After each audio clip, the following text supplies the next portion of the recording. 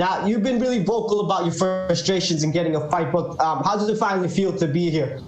Oh, it feels great, man. I'm just happy that we're able to fight. It's been a lot of stress. There's a lot of different things that we got to get done, the COVID-related stuff, and it was tough to get in, and, it's tough while we're here, and it's just there's a lot of stress, but at the end of the day, if this is what it takes to have us fighting now, man, I'm happy to do it. Like, I'm just happy to be back in here. Gary, we got questions from media from all around the world, so I'm just going to read them out to you, and you can just answer that, all right? Let's do it.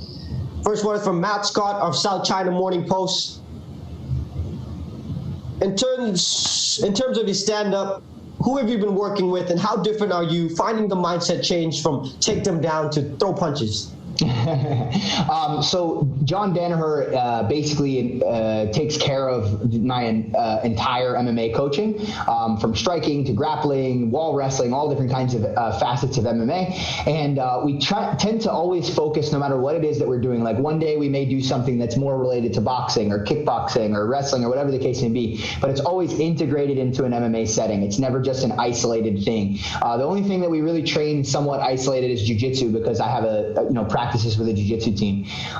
So we're always constantly integrating skills, and it's less for me, just learning how to punch and kick than it is. It's much more about how to integrate all of that into the type of MMA style that best suits me, which is to figure out how to use punches and kicks, or to avoid punches and kicks, and eventually get those takedowns, that I need to employ my submission grappling. So it's not like, oh man, I got to learn to be a boxer, I got to learn to be a kickboxer. No, like, I got to learn to be a mixed martial artist so that I can actually use the skills that I already have, which are jiu-jitsu and submission grappling in the cage. Talking about that, you got obviously a great team with you over there, Danaher, the Blue Basement. Who have you been working with in terms of MMA? So I have a lot of different sparring partners, but as far as coach is concerned, like I said, John Danaher, head coach. But I have, there's also a Muay Thai guy, Jamie Crowder, that works with us quite a bit, who's also an MMA coach over there. So he's very helpful, and he's been, give some help in the striking department. But for the most part, I work with many different sparring partners out there that are, different professional and amateur athletes. I also have guys, coming in that are, UFC fighters, or, other professional fighters from other organizations that come in as visitors. New York City tends to be like a pretty big hub. For this particular fight camp, I didn't get as much of that because not as many people are traveling in and out of New York City now. So it's been pretty homegrown. This fight camp has been pretty much just the guys that I'm used to in NYC. And my main training partner is Yu-Ting Hong. He's out here with me as my cornerman right now, because we could only have one cornerman, and I wanted to make sure I have somebody that I could actually do drills with. Unlike many other people, most people just kind of hit pads and stuff leading up to their fights, but I'm always very much like still actively sparring, leading up to the fight. I think maybe today will be the first day that I don't actually do some type of sparring. So I needed somebody to do drills with and stuff, and he's been great for that. He's one of my best training partners. I go into this next question from Fight Game Asia. You've been out of action for over a year now. With everything that's been going on with COVID, how has this affected your development as an MMA fighter?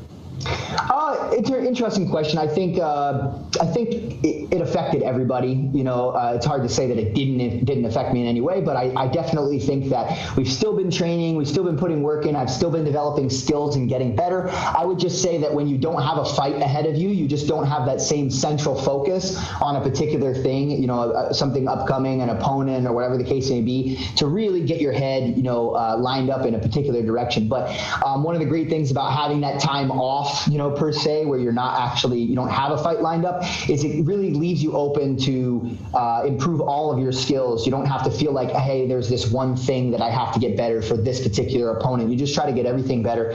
So I think it's really good from a developmental standpoint. But as far as like the effects on me, it's been very stressful, the training environment.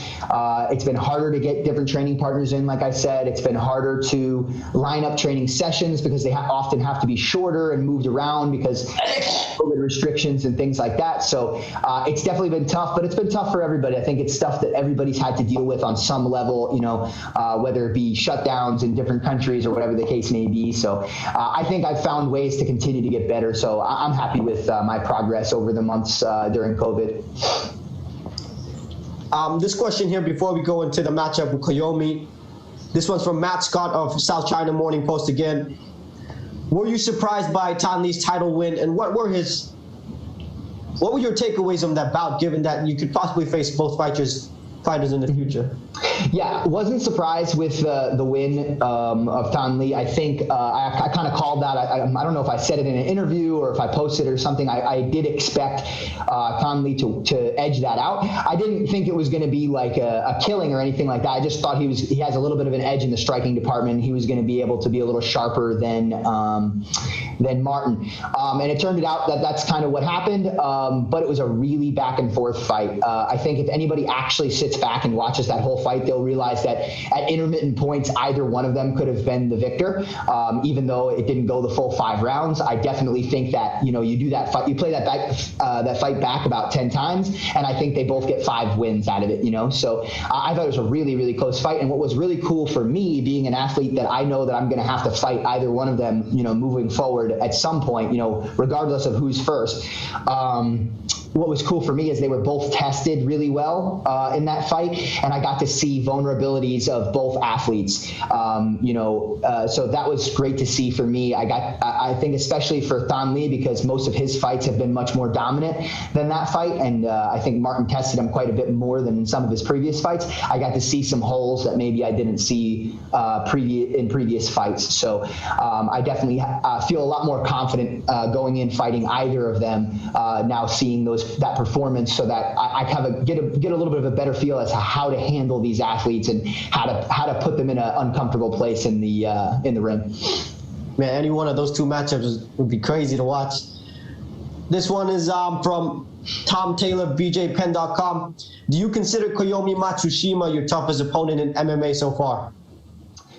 Yeah, I think pretty much almost always, like the next fight and the next fight and the next fight, as long as you continue to win, pretty much you're always going to get a step up in competition. It's pretty rare that like you're going to take a fight and it's going to be, a lesser opponent as you're climbing your way up the ladder and working towards a title shot, right? So yeah, I definitely think it's a tougher challenge. It's a different challenge, than my previous opponent. I think the last opponent that I had was a pretty tough challenge as well. He had a little bit of a judo background and more of a boxing style, and now this current opponent, Matsushima, has a little bit more of a wrestling background, and as far as the striking is concerned, more of like a karate style. So it's a very different thing to deal with and a very different threat. But I definitely think this is a very tough test. I think this is one of those ones out there where when you're looking at a Brazilian Jiu-Jitsu guy trying to transition into mixed martial arts, one of the things you wonder is, hey, what's going to happen when he runs up against a tougher wrestler that's maybe able to either stop him from taking him down or maybe control him for a little bit while they're on the ground and not give him the access to the submission attempts that he would normally have. And that's often a problem that stifles a lot of Brazilian Jiu-Jitsu athletes transitioning into mixed martial arts. It's not quite the same that the way the grappling game works in mixed martial arts. So it could be a very difficult thing for me to deal with. This one is from Fight Game Asia. You are now 5-0, and you've gotten so much better after every fight. How much better are you now than when you first started, and what has been the biggest change for you so far? Yeah, hard to quantify exactly how much better I've gotten, over the past couple years or so that I've been sitting out. I would say a year and a half or so, but I think that it's impossible, like this early in my career. So I've been fighting maybe, I guess, like 3 years now, total. I think I started when I was like 26. So this early in my career, I think it's like impossible to have reached a plateau. So man, I think for at least the very first 5 years or so that I'm going to be doing mixed martial arts, there's guaranteed improvement. It's kind of like anything that you do. I don't care if you just picked up the guitar. I don't care if you just started training jiu-jitsu. I don't care if you just started doing MMA. The first 5 years, I mean, even if you're not doing everything perfect, you're going to get better. it's just so new that it's almost impossible. You'd have to have such a terrible sense of direction to not continue to get better. And that's always been my argument to all these guys as I'm coming up, like, me arguing, trying to get to the title shot, trying to convince them, hey, you want to fight me, right? It's like, hey, fight me now, because I'm guaranteed to have a steeper rate of improvement than pretty much anybody else in the division because of how new of a fighter I am. Anytime you're doing a new skill, I mean, the level of improvement is just so rapid because everything that you do is kind of a new skill. It's like anything. So I think that I'm still very rapidly improving, and I hope to continue to try to keep that up. It's always a struggle as you get better and better at a particular thing. You start to kind of reach that point where things start to flatten out and you're not learning as many skills, and you're kind of polishing the skills that you already have and things. And that's kind of where I'm at with jiu-jitsu, right? But that's part of what we do is every day we're trying to innovate. Every day we're trying to bring in new concepts and consistently try to push the envelope as far as improvements going. So I can't quantify how much better I am or how I'm better than I was the last time that I got in the cage, but I definitely think that I am better. Speak about that, man. You've obviously had to learn a lot more outside of submission grappling, but during this time of not competing in mixed martial arts, you were still very active in the submission grappling scene. Is that something that you'll always be doing, or would you at some point focus more on mixed martial arts? Yeah, so my intention was to have my pretty much my sole focus be on mixed martial arts. It wasn't, the grappling matches that I'm taking are pretty much just to fill the void whenever I'm not able to take a mixed martial arts bout. So grappling has taken a back seat now. Ever since I started fighting, grappling was like, an afterthought. It's like, okay, if I don't have a fight and I want to stay busy, we're going to do a grappling match. So grappling is not at the forefront of my brain. There are still, goals and things that I'd love to accomplish in grappling and people that I'd love to have matches with. It's a passion of mine. I do love it. But at the same time, like right now, my career and my focus is mixed martial arts. So that has to take a front seat to everything. I'm really focused on MMA and trying to get as much experience as I can in that. So I'm never going to like push back a fight so that I can take a grappling match. There would have to be, the only way I would do something like that, it would have to be something monumental. Say like Khabib or something was a potential matchup for me as a grappling match. Like, okay, yeah, like that's worth it. Like let's make that grappling match happen, But other than that, for the most part, my grappling career is not over, but it's kind of it's more of a side project for me now, and mixed martial arts is the main thing. Kind of moving on to new challenges. Yeah. This one's from Jim Barcelone of Miami Herald. Back in the time where fans were allowed, what is it like competing in the States with fans, and then compared to now having to compete with not as much fans, minimal fans? Yeah. So I'll say this. I think that me as an athlete, I have a little bit of an edge in this department, coming from a Brazilian Jiu-Jitsu background. In Brazilian Jiu-Jitsu, there are a few places where you would go to compete and there's, a stadium full of people. Not many though, maybe you go to ADCC and you have that kind of a feel, but there's a lot of like, especially in my earlier days of competing in competing in Brazilian Jiu-Jitsu, we would compete in these like really like intimate environments where like there's really not that many people, and grappling is not the same type of environment as MMA, where when a fight kicks off, everybody starts screaming, kill him, punch him in the face, I want to see blood. Like it's not like that. Like often in a grappling match, the room goes dead quiet and you don't hear anything. And there's different environments. Some countries and places that you compete are different, but that freaked me out the first time that I felt it. Like I remember the very first time I competed professionally in jiu-jitsu, like and the room was quiet. I was like, oh, this is weird. Because I was used to competing at tournaments and things where there's tons of noise and background and everything like that.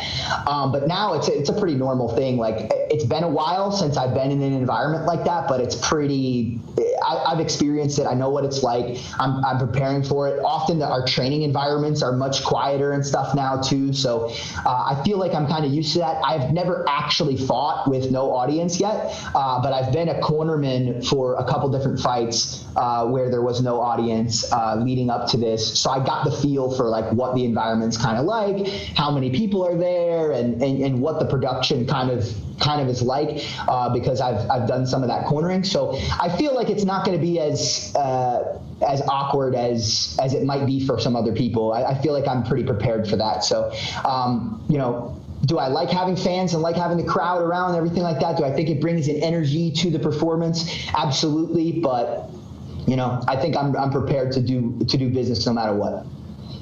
Now I got to ask you, you were talking about this potential Khabib grappling match. How do you see that one going? Man, I think if we ever had a pure grappling match, I'd pretty handily submit Khabib. Probably the same way that if I had like a pure wrestling match against somebody who is, an extremely dominant wrestler, more than likely they would beat me. But it would still be a fun, cool experience either way. I don't know. I don't see how anybody could debate that. People will because they're uneducated about martial arts. But a pure grappling match, it's something that I've been doing my whole life. I mean, he's been focused on MMA his whole life, so obviously he has, somewhat of an edge there. But in pure jiu-jitsu, I mean, it's hard to believe that, he'd be able to do anything other than maybe edge out like a draw or something, depending upon the rule set. If it was like maybe sub only and there was no, ref's decision or something, but maybe he could not get submitted. That would be the best hope that he would possibly have. But I think it would be a very dominant performance on my part if I ever fought Khabib in a jiu-jitsu or submission grappling context. Breaking down that, I know Khabib obviously has been working on mixed martial arts a lot, and mixed martial arts grappling is so different when there's punches and elbows involved. But what do you see in the submission grappling game? Obviously, he hasn't done an exhibition match in a long time. What submission do you see yourself getting him in? I think for Khabib, probably the thing that he doesn't encounter more than anything else would be leg locks. Like, I think that's like a very it's a very underutilized thing in mixed martial arts. So the likelihood that he's in a mixed martial arts room where there's anybody like attacking his legs consistently in a way where he'd be prepared for a threat like that is probably minimal. So I would say Combat Sambo is known for the leg locks as well. They dive for the knee bars and the toe holds. Sure. I mean, that's nice. Don't get me wrong, but he's been spending the last decade training mixed martial arts. I highly doubt that he's in a combat sambo room in the last decade. I mean, I could be wrong about that. I don't think any of his training partners that he's training with on a day-to-day basis are going after leg locks. This is what I'm trying to communicate. There in sambo, there are some leg locks, but it's completely different than being in a room like I'm in on a day-to-day basis with the best jiu-jitsu guys in the world trying to submit each other with leg locks all the time. I mean, there's just the level of preparation for something like that is just it's completely different. So I think that would be the most obvious place where there would probably be a discrepancy in skill. He's probably well prepared for most other submission threats because most other submission threats, upper body threats, are used pretty regularly in MMA. So I don't take that one personally. I see you were a little bit offended when I talked about the leg locks and. Oh no! It's all good, man. All right. Follow up here from for the fight against Koyomi. This is from Fight Game Asia. In your mind, do you expect a tough fight where you'll be tested in all areas, or are you visualizing an easy victory? How important is winning this fight for you? Okay, so let's talk about visualization for a minute. I think it's very important when you're visualizing a fight or a challenge ahead of you to not only imagine situations where you just crush that challenge or, just walk right through whatever that challenge is. I don't think that prepares your mind very well for adversity. So visualization is an important process for, I think, any athletic endeavor or any challenge that you're going to face. I think it helps prepare your mind. But if you're only using visualization for the purposes of convincing yourself that you're going to not encounter any struggle and just win with ease and not have any problems, I think you're not adequately preparing yourself for said challenge. Yeah, sure. Sometimes it may be like that. Sometimes my last fight, I was able to get a hold of a single leg fairly quickly and get right into a leg lock.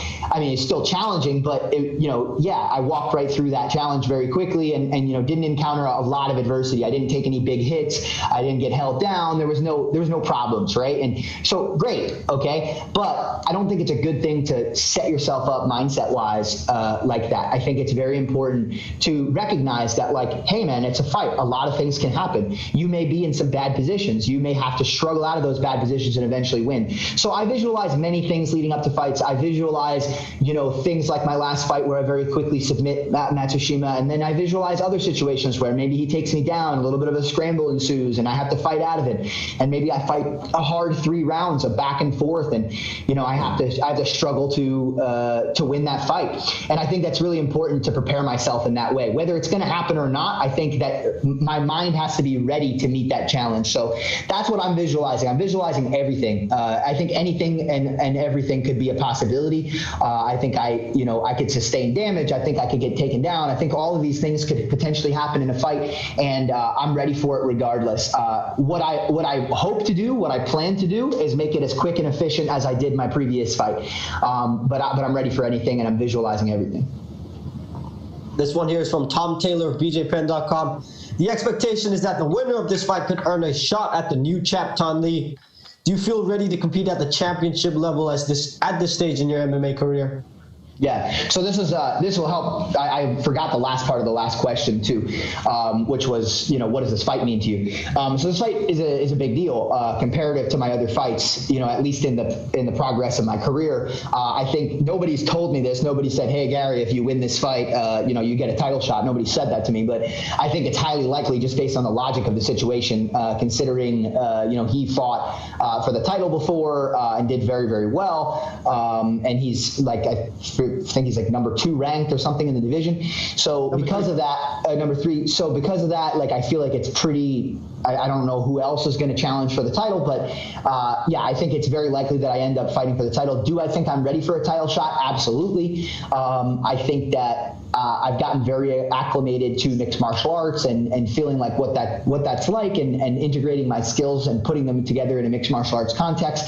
I feel ready. Do I think like I'm consistently improving and, in the next 2 to 3 years, I'm going to be even more ready or even better than I am now? Absolutely. But man, I think at this stage in my career, I can take that fight with confidence that I'm going to win in most with a high probability. So man, I absolutely feel ready for that fight with Tan Le, or if they get a rematch or something like that, and something else happens. Whoever, I've studied pretty much everybody in the division. I feel ready to fight anybody in the division. So whoever's going to be the title holder when I step in there, I'm ready to go. This was a follow-up on what you just mentioned about Martin and Tan Le. This was from Tom Taylor. A lot of people believe Martin deserves an immediate rematch with Tan Le. Do you think he deserves that opportunity? Man, I definitely think there's room for a conversation of a rematch between Martin and Tan Le. Like, would that potentially hold back my title opportunity for a period of time? Yeah, but whatever. I'm going to give you my honest opinion. I'm not going to just say whatever I want to say just for my career. I think when you watch that fight, if anybody goes back and watches the whole thing and they're not just going to see like the highlights of Tan Le's victory, I think you'll see a pretty back and forth fight. And considering how dominant of a champion Martin has been and how long he's been in that space, and he's challenged for other belts, and the dude, it's not like he got smoked out there. He actually, honestly, before he lost, kind of had Tan Le on his back foot, and it looked like Martin might have been coming forward for a victory. He needed a couple more clean shots, but he ended up getting caught coming forward, and that's what happens, man. Sometimes you're going to get finished that way. So man, I can't see anybody getting upset over an immediate rematch with Martin and Tan Le, or thinking that Martin doesn't deserve that. I think only somebody who is unknowledgeable about the division and Martin and that fight would say something like that. This one from Jim Barceloni of Miami Herald. You've done submission grappling and mixed martial arts. Would you ever consider pro wrestling? It's a good look with the Fu Manchu. Interesting question. Yeah, man, sure. I think that would be kind of fun. I was never super into professional wrestling when I was a kid. My next door neighbor, Jared Seals, that I grew up with, he was super into it. And that was, somebody asked me what my first my first martial arts experience was the other day, and I often say that it was like middle school wrestling and stuff. But when I thought back to it, it's like, oh, that's kind of my first martial arts experience, was me like 2 years younger than my neighbor, just getting thrown in different wrestling moves on his trampoline that I had no idea what was going on. So, man, I think professional wrestling is a really fun sport, and it's really entertaining. It's a cool thing. I've been to some local shows. I've been to professional shows, and it just seems like a good time, man. And I've always really been interested in like acting and things like that. I did that when I was in school, and I really love the performance aspect of what we do. So it's like the performance aspect, minus the reality of the fighting. And is it something that I do? I think so. I think there's room, there's a window of opportunity for that in my career. I don't know how interested in it I am. I'd have to see, but I think it'd be a lot of fun. I think I have a pretty good personality for something like that. What role did you play in school? Oh, a bunch, man. We did a few different musicals. I was Pippin in Pippin. I was Troy Bolton in High School Musical. Oh. I was the dentist in Little Shop of Horrors. I did a bunch of stuff when I was in high school, man, and a lot of people don't know that about me, but yeah, I had a lot of fun with that kind of stuff. I did choir. I did all different kinds of things, performance art. I'm a big fan of that kind of stuff. Yeah, we'd like to see more of that from you. This one here is from, sorry, let's see. I had the question there. I don't know where that one went, but let's go to the next one.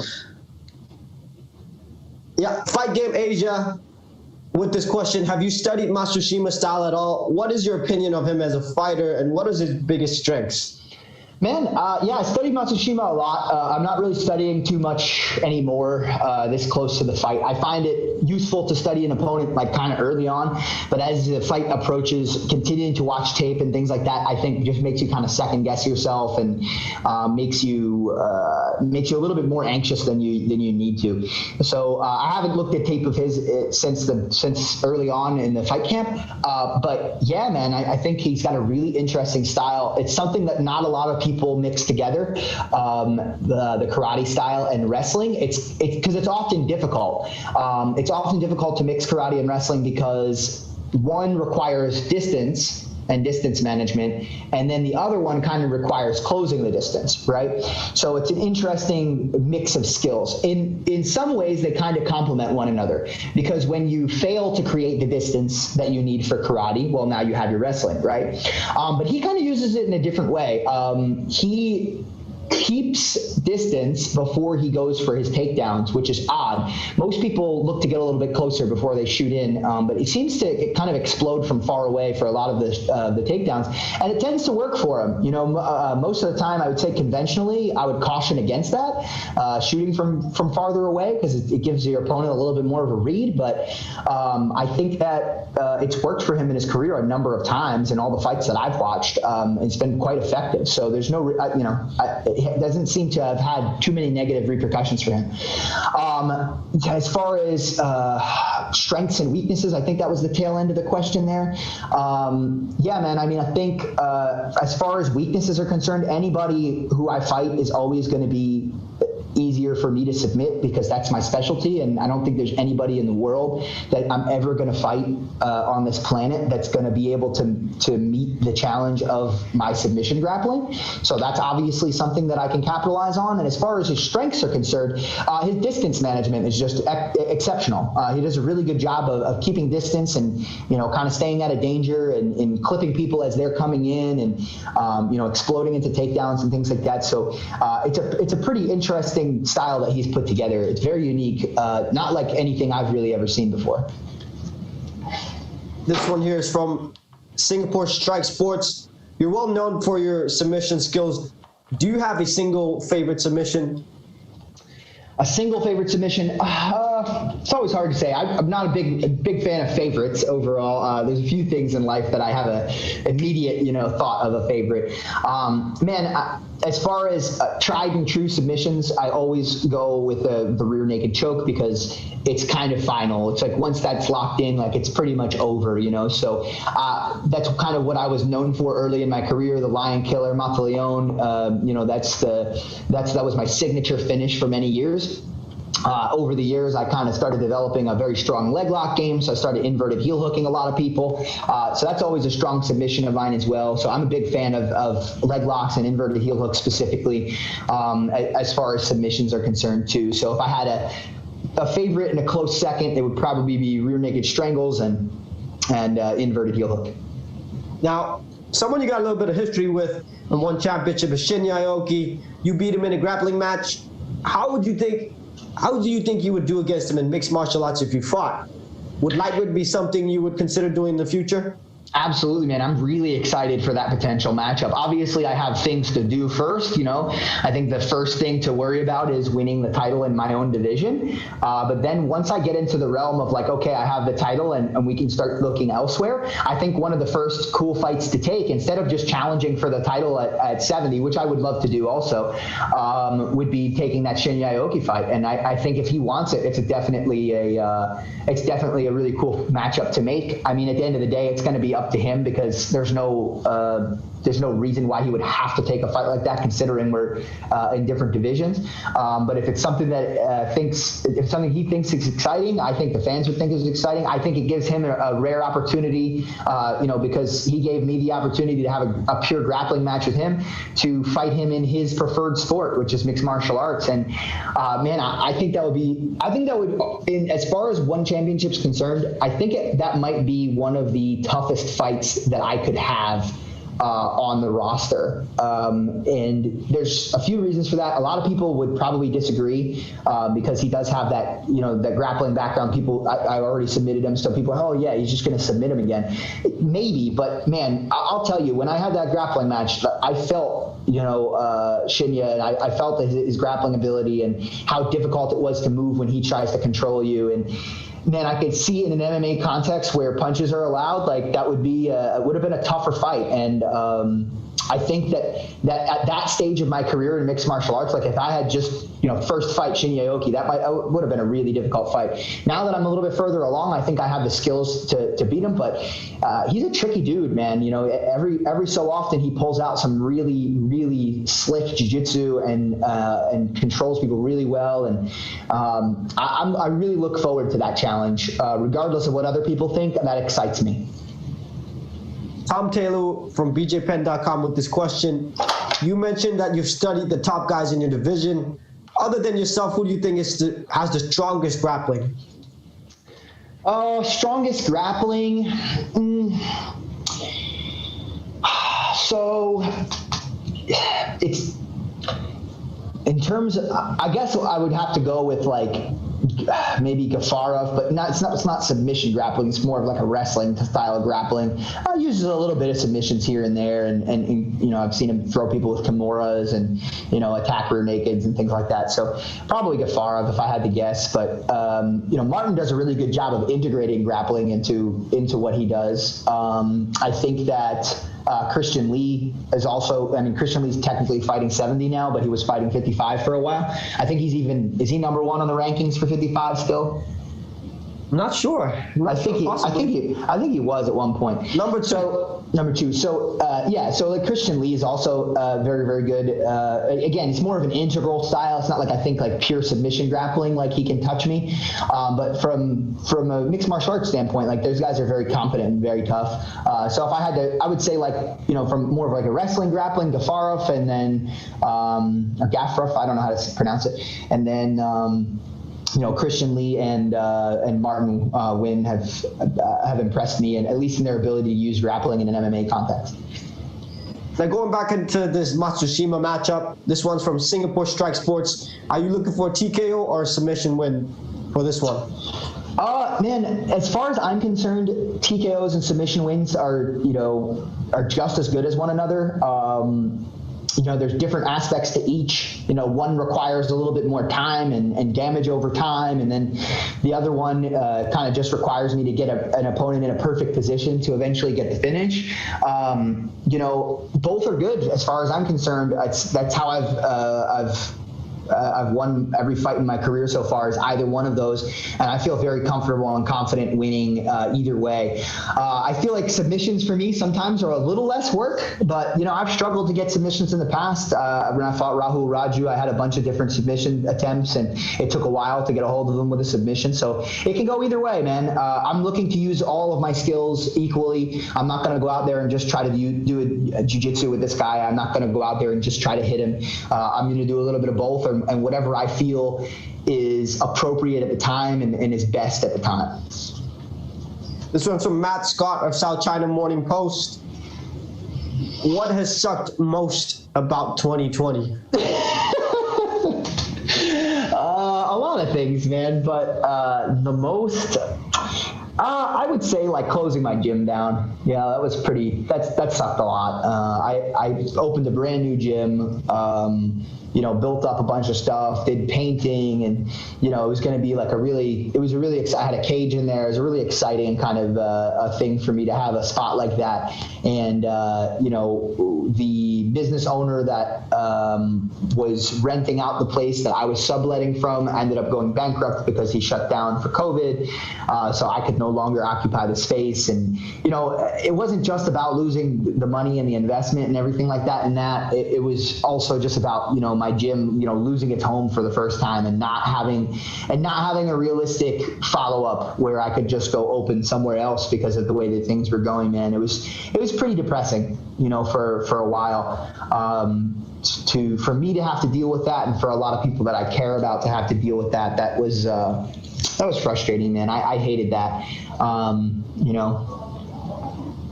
Any possible locations in the near future? Yeah, man. I reopened in North Brunswick at inside of a UFC gym. So we're back up and running again for now, but I'm pretty sure there's going to be another shutdown. So, we're in a better situation now though, where these guys, basically, if there's a shutdown, they put us on hold, and I'm not responsible for paying any money or anything like that. So it's a much more responsible business environment than I would have been in if I would have tried to just reopen in my own facility or something like that. So I think we have a pretty good thing set up for the future, regardless of what happens COVID related. So I'm happy about that. I think the gym is in a much safer spot than it was before, both financially and just where and the type of place that it's in. It's kind of interesting now to have access to a whole gym instead of just the jiu-jitsu mats. So it's been a pretty cool experience in a way. Like it sucked to be away for that long, but now that we're reopened in this new space, I'm pretty happy with the way that things are going. Yeah, that's fantastic to hear. I'm happy for you. Thank you. You've mentioned in a recent interview that you're no longer feeling things out anymore or testing the waters with striking. Can you elaborate more on that? Are you that much more confident in your striking? Well, it's not so much about that. It's just I'm not much more confident standing in front of somebody in a cage and getting punched in the face. It's not. I guess a part of it is learning how to strike and learning defensive maneuvers and all that kind of stuff. Like obviously that's necessary. It's not like all of a sudden I'm like I think I'm some kind of Jedi in there, and I'm going to be like knocking people out left, right, and center.